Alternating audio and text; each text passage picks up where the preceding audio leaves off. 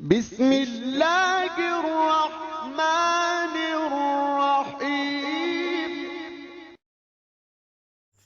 اعوذ باللہ من الشیطان الرجیم، بسم اللہ الرحمن الرحیم۔ پروگرام تاریخ فدق کا 5واں ایپیسوڈ آپ دیکھ رہے ہیں، اور ہمارا مقصد کسی مذہب کی توہین یا کسی فرقے کی محترم شخصیت کی اہانت نہیں ہے۔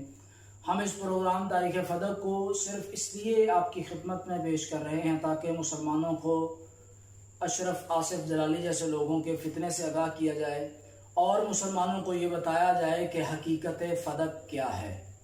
دیکھیے، کل کی گفتگو میں ہم نے یہ ثابت کرنے کی کوشش کی تھی کہ فدق ہبہ رسول تھا، میراث رسول نہیں تھا۔ آج ہم آپ کے سامنے اس بات کو واضح کرنے کی کوشش کریں گے کہ مذہب شیعہ پر ایک اعتراض کیا جاتا ہے، اور وہ اعتراض شاہ عبدالعزیز محدث دہلوی کی طرف سے ہے۔ وہ اپنی کتاب تحفہ اثنا عشریہ میں کہتے ہیں کہ فدق جناب سیدہ کی ملکیت نہیں تھا، اس لیے کہ پیغمبر نے اسے ہبہ کیا تھا، اور ہبہ پر جب تک قبضہ نہ ہو وہ ملکیت نہیں بنتا۔ اس طرح جناب سیدہ کی ملکیت فدق نہیں تھا۔ ہم ان کے اس اعتراض کے چند جوابات آپ کی خدمت میں پیش کریں گے تاکہ حق اور باطل بالکل واضح ہو جائے۔ پہلا جواب یہ ہے کہ سنن الکبریٰ اہل سنت کی ایک بڑی کتاب ہے، اس کی 6 جلد ہے، اور روایت جو ہے اس کا نمبر ہے 12725۔ اس میں لکھا ہوا ہے کہ لما توفی رسول اللہ، جب پیغمبر اسلام کی وفات ہوئی، یہ روایت خلیفہ ثانی سے منقول ہے۔ وہ کہتے ہیں کہ جب پیغمبر اسلام کی وفات ہوئی، فقال ابو بکر انا ولی رسول اللہ ثم قبضہ ابو بکر۔ وہ فرماتے ہیں کہ جب پیغمبر اسلام کی وفات ہوئی تو اس وقت خلیفہ اول نے، حضرت ابو بکر نے کہا کہ میں رسول کا ولی ہوں، میں ان کے بعد خلیفہ ہوں، اور اس کے بعد فدق پر قبضہ کر لیا۔ ہم یہ سوال کرنا چاہتے ہیں کہ جب خلیفہ یہ کہہ کر کہ انا ولی اور رسول اللہ اور فدق پر قبضہ کر رہے تھے، اس وقت فدق کس کی ملکیت میں تھا؟ اس وقت فدق میں جو کام کر رہے تھے وہ کن کے آدمی تھے؟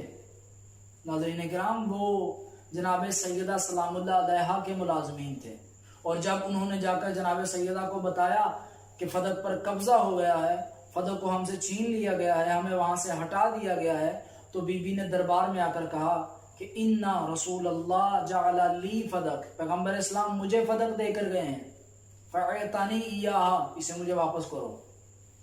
اور یہ جملے جو بی بی کے بتا رہے ہیں کہ بی بی ملکیت کا دعویٰ کر رہی تھی۔ اس کے علاوہ اگر آپ یہ دیکھیں کہ بنی امیہ کا ایک خلیفہ جس کا نام عمر ابن عبدالعزیز ہے، اس نے بھی فدق اولاد سیدہ کے حوالے کر دیا تھا، اور یہ بات تاریخ سے بالکل ثابت ہے۔ اگر جناب سیدہ کی ملکیت میں نہیں تھا فدق، تو عمر ابن عبدالعزیز نے فدق اولاد سیدہ کو واپس کیوں کیا؟ اس کے علاوہ مامون الرشید، مسلمانوں کا عادل حافظ قرآن خلیفہ، اس نے بھی اولاد سیدہ کو فدق واپس کر دیا تھا۔ اگر وہ جناب سیدہ کی ملکیت نہیں سمجھتے تھے تو پھر واپس کیوں کر رہے تھے؟ ان کا واپس کرنا، عمر ابن عبدالعزیز کا بھی فدق کو واپس کرنا اولاد سیدہ کو، مامون الرشید کا بھی فدق اولاد سیدہ کو واپس کرنا، اس بات کی دلیل ہے کہ فدق جناب سیدہ سلام اللہ علیہا کی ملکیت میں تھا۔ اس کے علاوہ اگر آپ کتاب اہل سنت الملل والنحل کو پڑھیں تو اس میں علامہ شہرستانی لکھتے ہیں، اس کی پہلی جلد ہے، صفحہ نمبر 20 سے لے کر 26 تک۔ جب آپ اس کا مطالعہ کریں گے تو آپ کے علم میں آئے گا کہ انہوں نے ان 6 صفحوں میں ان 10 اختلافات کو ذکر کیا ہے جو پیغمبر اسلام کی زندگی کے اختتام پر اور پیغمبر اسلام کی وفات کے بعد امت محمدی میں پیش آئے۔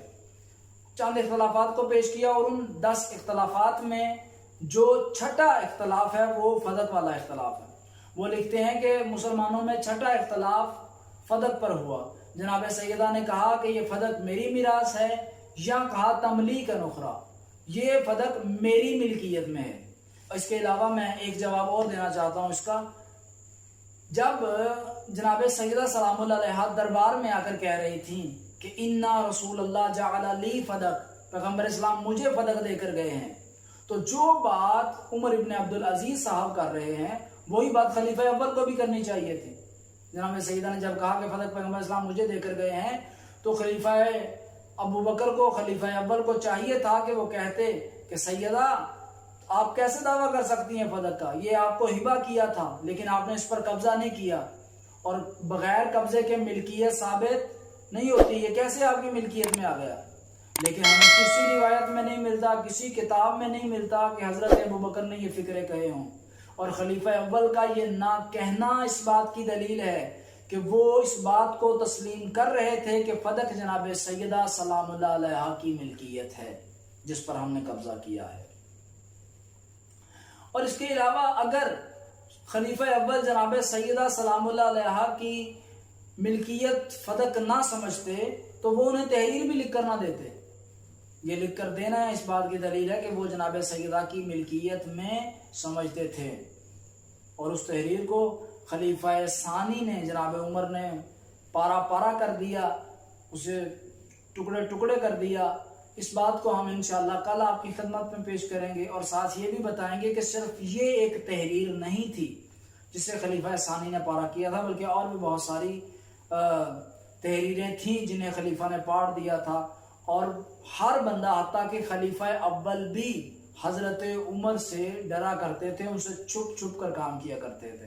کل ہم انشاءاللہ آپ کی خدمت میں یہ باتیں عرض کریں گے۔ اب ہمیں اجازت دیجیے گا، اللہ حافظ۔